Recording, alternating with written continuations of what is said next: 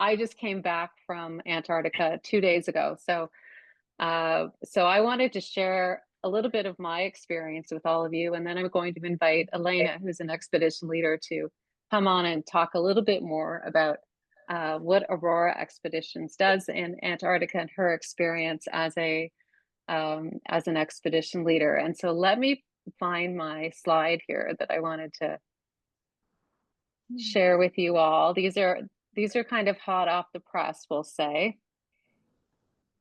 Um, and I'm gonna start. So here is Elena and I actually standing in Antarctica about, I would say, 2 weeks ago, no more than that, but pretty early in the trip.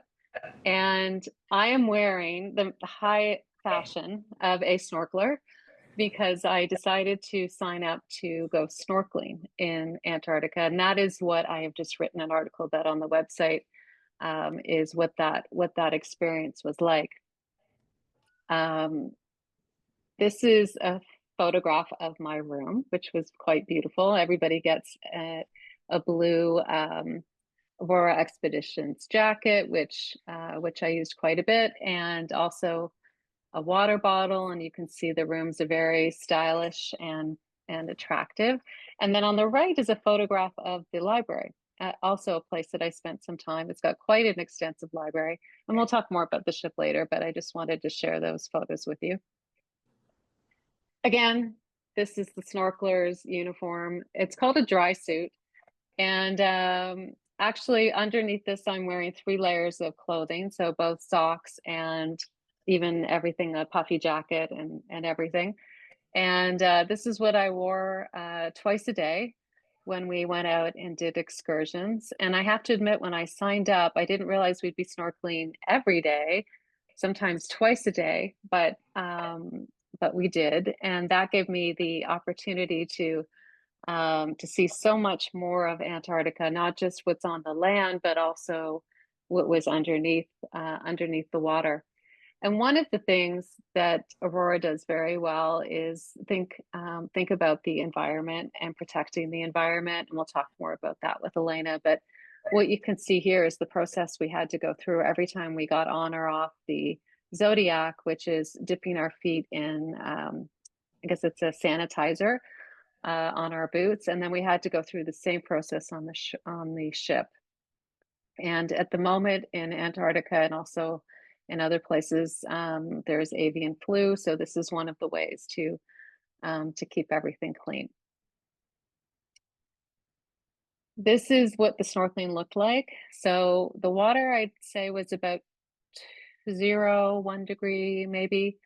And you know, when you first do it, it is cold, but I think over the week or so that I snorkeled, it started to matter less. It wasn't as cold as you might think, and the suit keeps you really nice and warm and dry. So another view. This is me looking very attractive, covered head to toe, literally in the hat, the goggles, and all the gear, safety vest as well.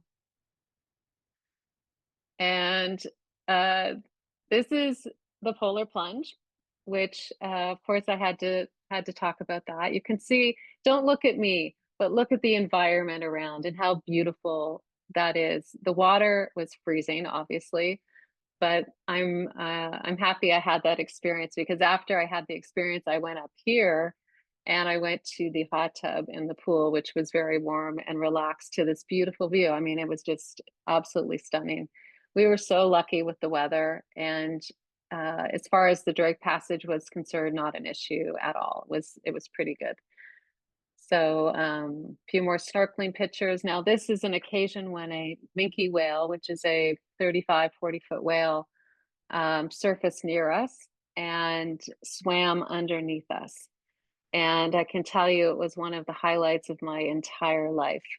I've put in my article a video of penguins that swam by us, but this whale was really quite unbelievable to have the opportunity to see her swim underneath, and that, nowhere near us, obviously, but just to look down and to be able to see this was just an incredible incredible moment.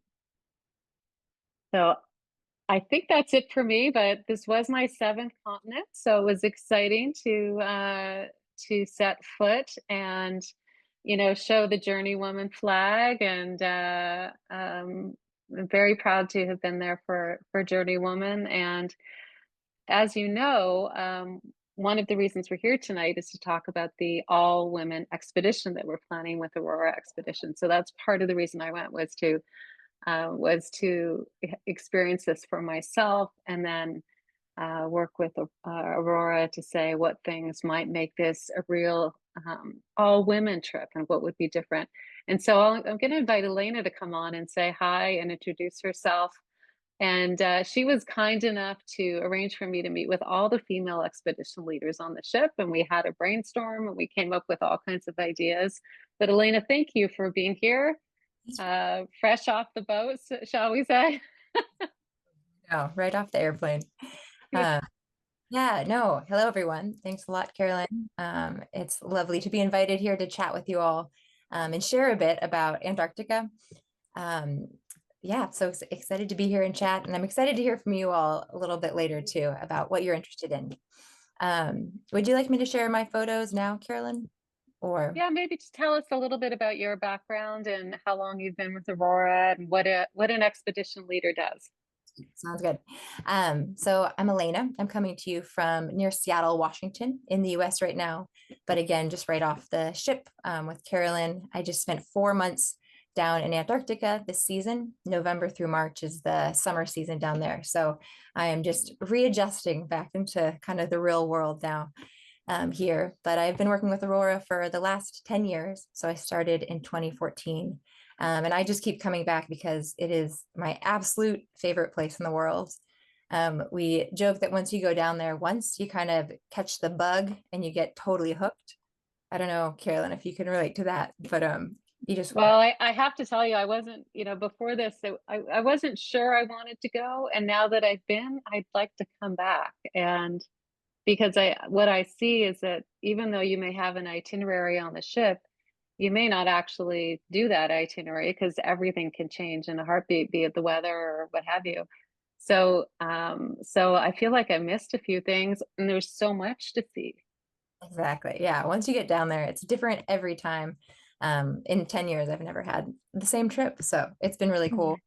I just wanted to show a few photos with you all just to kind of get an idea of what we're talking about. I think that until you actually go to Antarctica, it's really hard to describe it to other people just because it is so otherworldly and different than anywhere else on the world and on the planet. I got to travel a lot before I started working in Antarctica, but now that it's become kind of my summer home, I keep coming back. So I just wanted to start with this photo, and it's me in my happy place, I guess I'd say.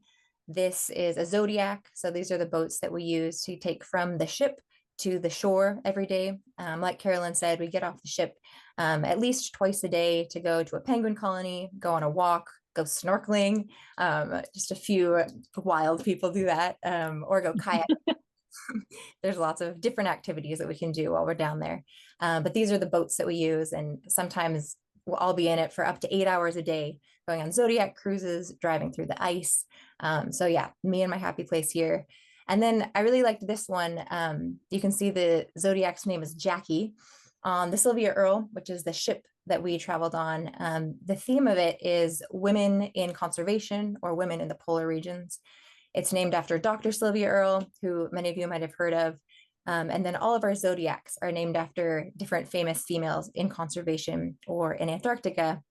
And Jackie is named after Jackie Roney, who was actually the first American woman to step foot on Antarctica in 1935 and became one of the first two women to overwinter in Antarctica, or sorry, in 1947. And so that's just kind of an idea of how late comparatively women came onto the scene in Antarctica compared to, if you've heard of the Shackleton expedition, who's kind of the famous explorer down there. He came down in like 1915. So yeah, so this is just kind of a snapshot of life in Antarctica. I love Antarctica for a lot of reasons, but one of it is that it's the most remote, kind of untouched place that I've ever been. It's one of those last few places where you can really feel that Mother Nature is totally in charge. Like Carolyn said, we change our plans up to 4 or 5 times a day. It's not like a normal cruise where you have your port of call. There's actually no wharfs or docks or anything that we go to. We just take those zodiacs from the ship to the shore. And so we have to wait for good weather, or we have to go to the spot where there is good enough weather that we can get off of the ship. So it's incredibly dynamic. And yeah, it's one of the last places I think that you can, where Mother Nature is in charge, and you just have to follow her whim, and respect it. And you really feel that power of all the remoteness. You can see here that there's almost no beach on the shore. There's no place to even land. And so we have to go around and find those small places where, the penguins have been able to build their colonies, or that we can even get our zodiacs on land and there's no glaciers in the background. So it's a pretty powerful place, I think, once you get down there. I had to put in a photo of penguins, because we go for the wildlife, right? There's the whales. Oh my gosh, that was one of the most incredible minke whale encounters that Carolyn was a part of. But humpback whales, minke whales, there's different species of penguins. These are Gentoo penguins. They're my favorite. So we get to see them throughout their whole breeding season. They come back to shore in November, and then they'll find their mates, lay their eggs and hang out on their nests in December, and chicks will start hatching in January. So January and February is penguin chick time. And then they kind of finish up their season in March and go out to sea for the rest of the year. So we get to see them kind of in their high time when they're raising their chicks, and going through all the different things that penguins go through, which is great. So yeah, so wildlife is amazing. It's one of the few places that I've been to that the wildlife isn't, it isn't scared of us. They have their predators are in the water. And so when we come on shore, the animals are quite curious. And so it's really special to see that. And yeah, and I think just the vast beauty of Antarctica really takes it away.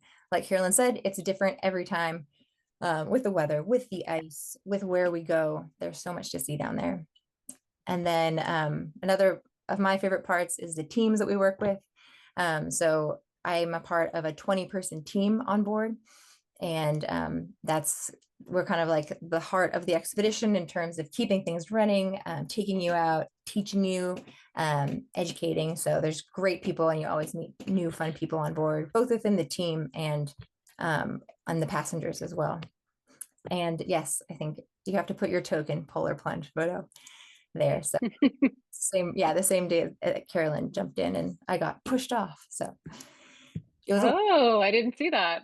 yes, yeah. Mark pushed me off. So yeah, that's a little snapshot of Antarctica. I am head over heels in love with it down there. But yes, I'd love to hear also what questions you have and what you all think as well.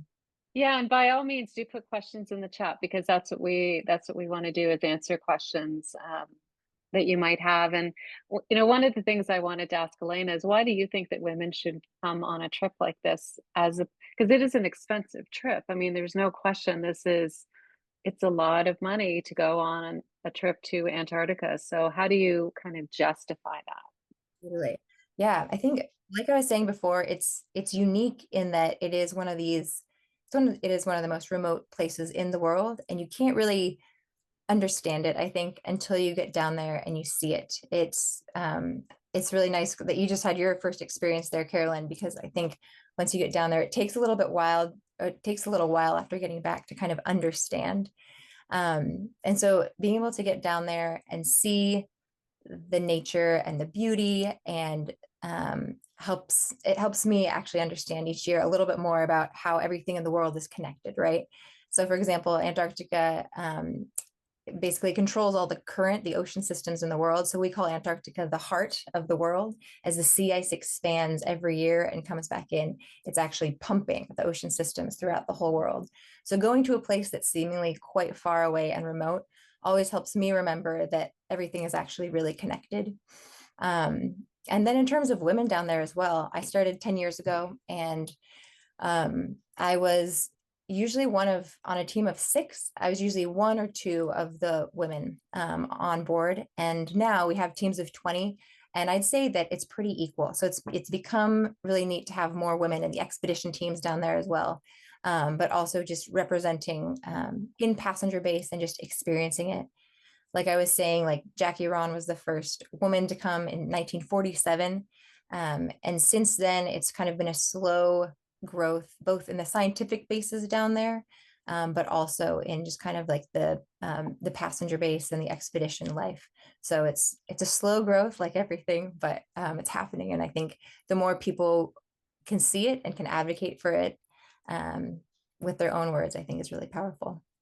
Yeah. Could you talk a little bit more about the science and the kind of, the citizen science that happens on the ship as well? Yeah, definitely. So we have a few citizen science projects on board. I'm not sure if many folks are familiar with that. We have them, I'm here in the States, I know, but they're ways that just general people can contribute to big scientific projects. And so we're a part of three or four on the ship.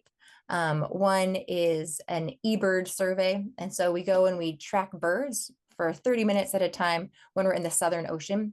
It's really expensive to send scientific vessels down to Antarctica, one of the most remote places in the world. And so they're using the platform of these expedition vessels in order to gather data. And so we have the Seabird survey, we have a NASA cloud survey. So basically, as NASA's satellites are flying over where we are, we're taking photos of the clouds underneath. So we're feeding back data to NASA so they know what it looks like from the top, but then we can tell them what it looks like from the bottom. We're also a part of this really cool project called Fjord Fido.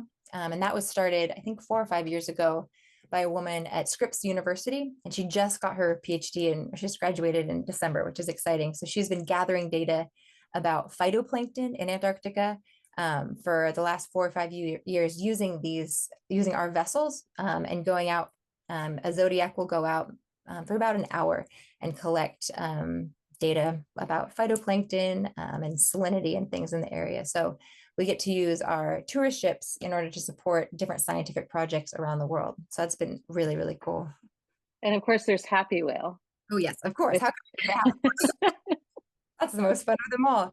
Um, Lots of humpbacks down there. And so I don't know how many we some humpbacks, when you're standing, you're watching, like, I mean, there were days I couldn't even count how many humpbacks there were. Because I'd be like, oh, there's five, there's six, there's seven, there's eight. And then you just go, this yeah. is ridiculous how many humpbacks there are. It's magical. And one thing about humpbacks is that the fluke, so if like the upside of their tail is as unique as a thumbprint. And so if you get a photo of the back of their fluke and you send it into this Happy Whale database, they can tell you if they've seen that whale before and where that whale has been. So they basically track the whales around the world. And it's really like, so for example, I just got to name my first whale this year, but if you find one that hasn't been named before, you can donate to the program and name the whale. But it's also really neat because sometimes you'll see a whale and it's been seen maybe 20 or 25 times before. So you can actually follow its life story as it goes up to South America in the summer and then down to Antarctica or in the others in the summer and winter. So yeah, the Happy Whale Yeah. project is really fun to be a part of as well. Yeah.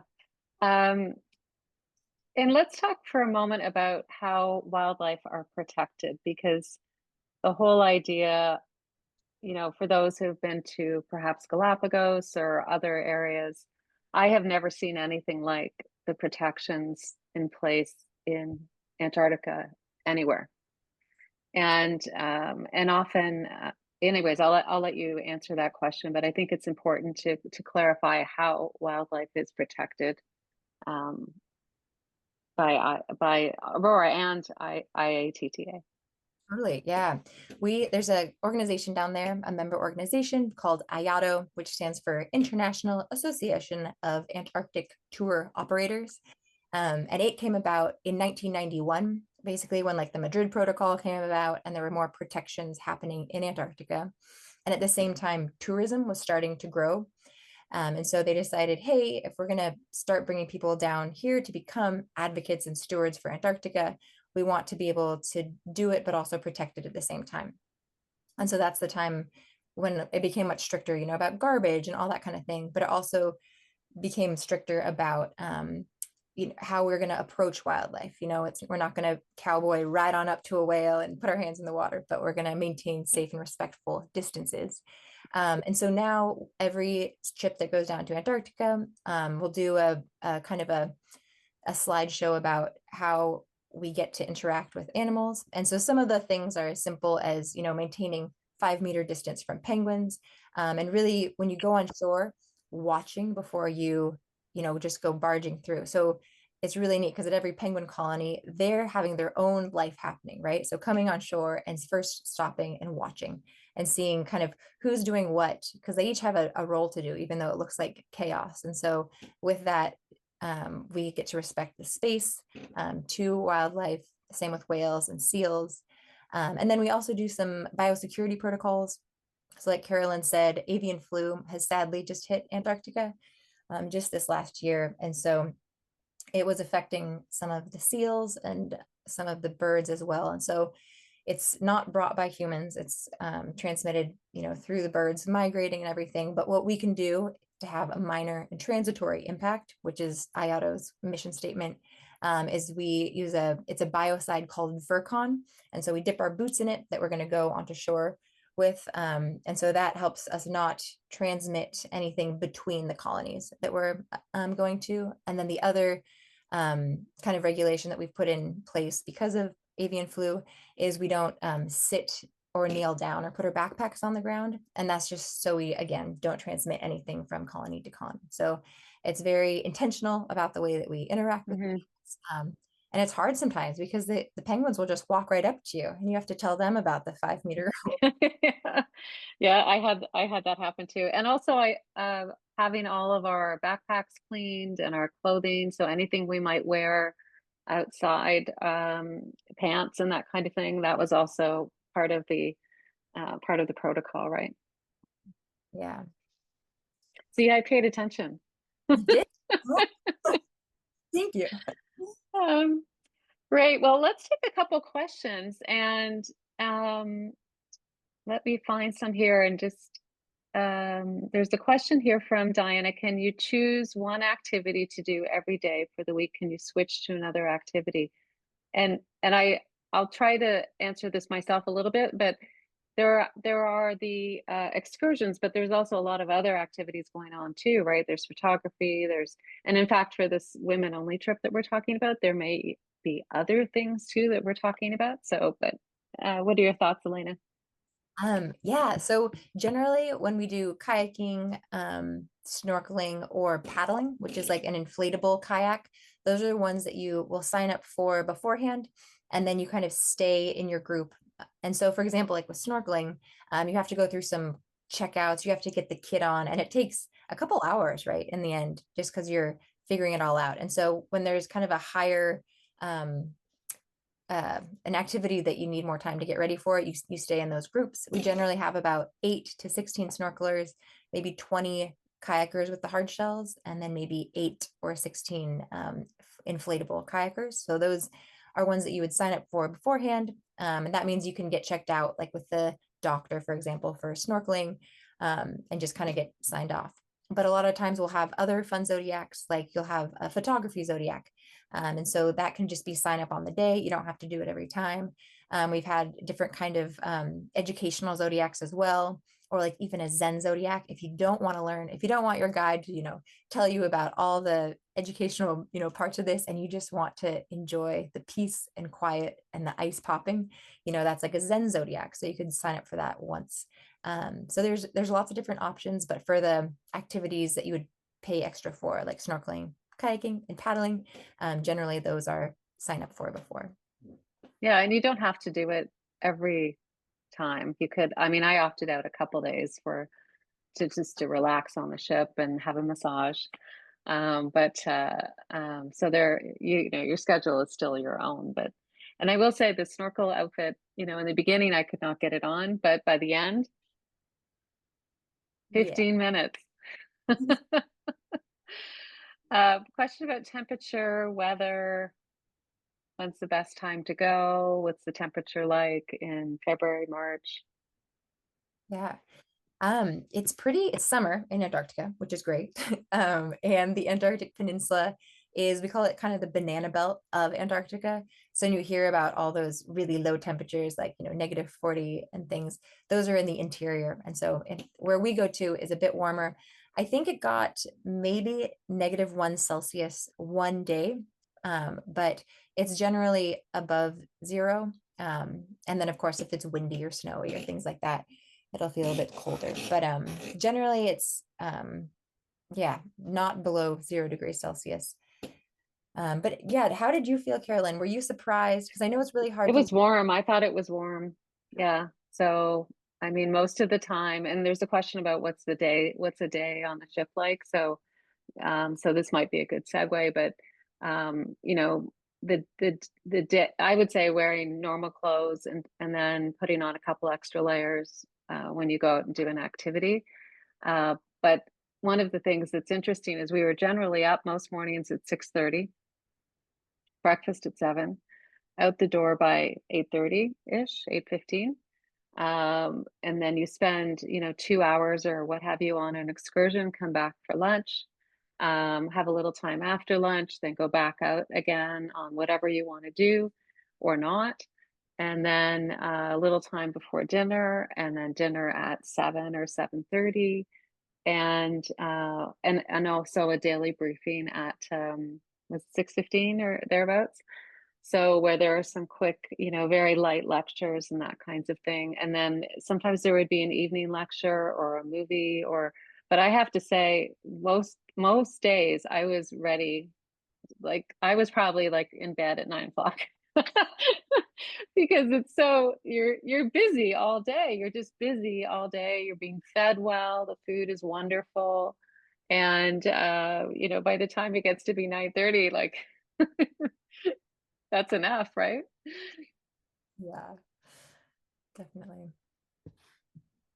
And I know one of the things I noticed is how hard the crew works and how hard the expedition leaders are working all the time. Like you guys are always doing something. You're never really sitting around, right? There's always something to do and the other plans and the weather and the this and that. So there's always something happening. Yeah, we definitely keep busy. It's really fun. We have like a team now of 20 expedition team members. So there's kind of a leadership team of three: expedition leader, assistant expedition leader, and the onboard manager. And then we have a team of naturalists. So that'll be the bird specialist, the marine mammal specialist, the historian. There's a photographer in there as well. And so we'll try to like create an educational program so you can kind of get bits and pieces to put the picture of Antarctica together. And then you have your activity guides, so the snorkel guides, the kayak guides, the paddle guides. And so it's a really fun group of people from really all over the world. Sometimes I'm the only American in a team of 20, which is fun. Mm, And so that's great.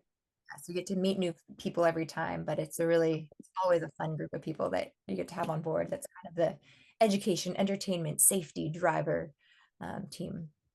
Yeah. There's a question here about age on the ship. I would say just what my experience was, it was a very great range of ages and abilities, and there are elevators on the ship as well. It's pretty accessible. In fact, I asked my snorkel leader, do you think anybody can snorkel? And he said, if you can get up and down a ladder on a Zodiac, you can snorkel. But what are your thoughts on the general age or proportion of the crew, where they're or the guests, sorry, where they're from, that kind of thing?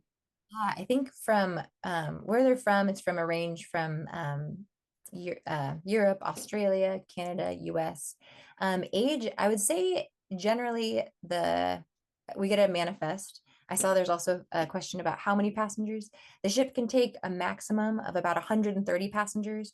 I think on our trip we had 120 or so. And so we always do a average on the manifest of what the average age is. And this season, I think it was between like 57 and 67. So for each voyage, it's slightly different, but the average range is, yeah, in there. Yeah, and I do want to mention that one of the benefits of being on a small ship is that you can get off the ship. If you travel on a large ship, there's no getting off, which in my mind is not the same experience as being able to walk on the land, right? Yeah, definitely. No, getting off is the best part. The ship Yeah, is really comfortable, which is great, but it's really nice to be able to go walking and hang out with the penguins. definitely. And they're so amusing just to sit and watch. You can watch like one little part of the penguins and watch them. I think I watched the mothers and babies kind of following each other around, and that was very entertaining for half an hour. So there's lots to see. Um, well, thank you for that. I know there's some questions about the women only trip itself and maybe even Aurora expeditions and who they are. So I want to invite Anita Gonzalez to come on and from Aurora and tell us a little bit more about Aurora and the women only trip in February 2027 that we're in the midst of planning. So I know there's questions here about what will happen on the ship and will the crew be all female, or it's being worked on. So it's fresh. Everything's fresh at the moment. But Anita, why don't you take us through a bit about Aurora and give us some more details on the other places that Aurora goes to as well, because it's not just Antarctica. That's correct. Great. Thank you. Thanks everyone for being here. That was a great conversation. And I do want to tell you a little bit about Aurora Expeditions. It was founded by a man named Greg Mortimer. He is an Australian adventurer who actually was one of the first was the first Australian to summit Mount Everest without oxygen. And as an adventurer, he discovered, and he went to Antarctica for the first time over 33 years ago and decided that he wanted to bring people to see this magnificent place. We have been operating for more than 33 years, and we are an award-winning Australian-owned company. We are very proudly certified as a B Corp. We are definitely focused on sustainable and responsible travel. Now, as you all know, there are a lot of different companies that go to Antarctica, and I just want to point out a few things that make us different. You know, the positive impact travel. Again, we are really focused on sustainable and responsible travel. Our ships are small, no more than 130 passengers on each voyage. These ships are also new, purpose-built, based for the experience that you're getting in this area. Is if you can see the ship with the X-bow, the nose of the ship, it's called the X-bow technology, which makes it easier to go through waves. It gives you a much more smooth transition through the Drake Passage, either the Drake Shake or the Drake Lake. Elena talked about the educational and enrichment programs that we do have on board.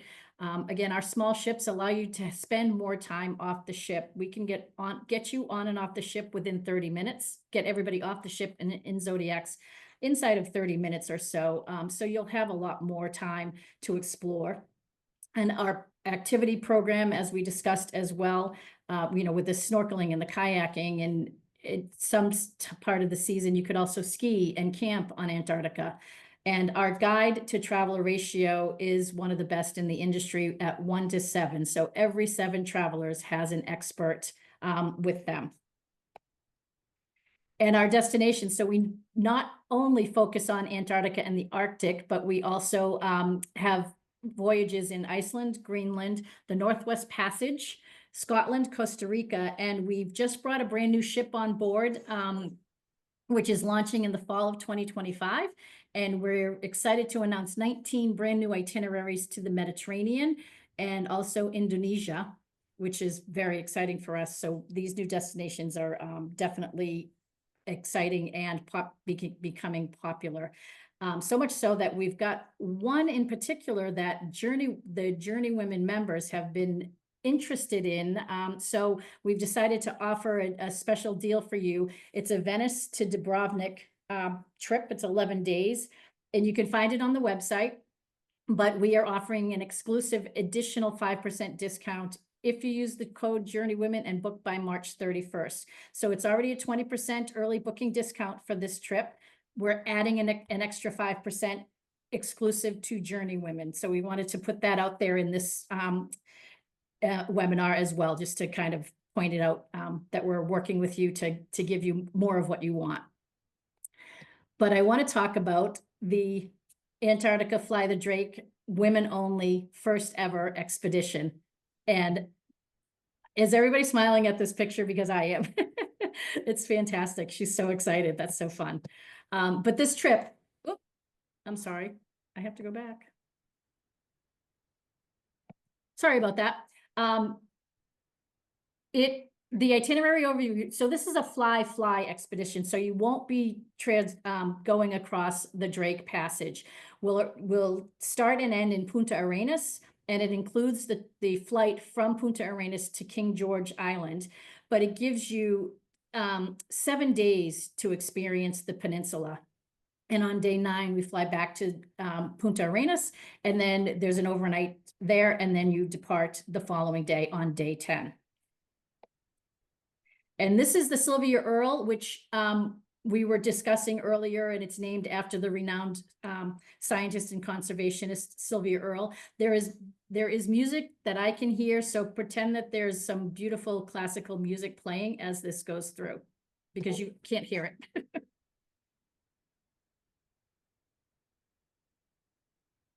We could offer a live commentary, Anita. Yes, so the ship, you know, there, as Elena was saying, you know, the decks are named after women in conservation.